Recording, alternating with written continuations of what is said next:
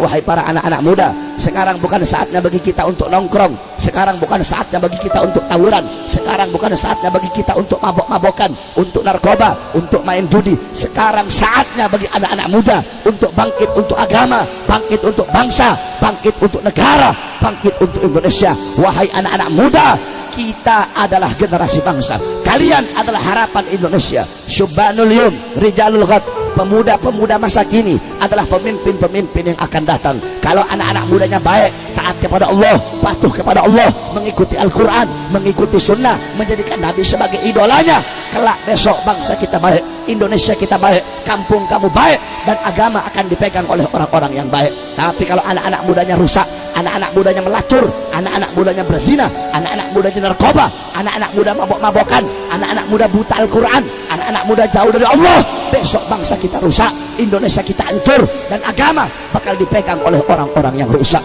Oleh karena itu wajib bagi para orang tua yang ada di kampung untuk mendukung perjuangan anak-anak muda. Apabila ada anak-anak muda hijrah, mereka hijrah dari keburukan kepada kebaikan, hijrah dari nongkrong menuju duduk di majelis ilmu. Wajib bagi orang tua untuk mendukung perjuangan anak-anak muda. Apabila anak muda selalu di masjid, mau bikin acara maulid, mau bikin acara Isra Mi'raj, wajib bagi orang tua untuk mendukung perjuangan mereka. Sebab kenapa? Banyak orang tua sekarang ketika melihat anak-anak muda maju dalam urusan agama, ketika melihat anak-anak muda mau bikin maulid, mau bikin Isra Mi'raj, ketika melihat anak-anak muda mau bikin majelis, apa kata orang tua? Halah, siapa kamu? Anak kemarin sore mau bikin maulid, anak kemarin sore mau bikin Isra Mi'raj, anak kemarin sore kencing masih mau kencur, masih mau bikin majelis. Banyak orang tua seperti itu. Saudara-saudara, kalau ada orang tua seperti itu orang tua tidak ada beda dengan iblis yang hanya memandang Adam dari dohirnya saja. Saudara-saudara,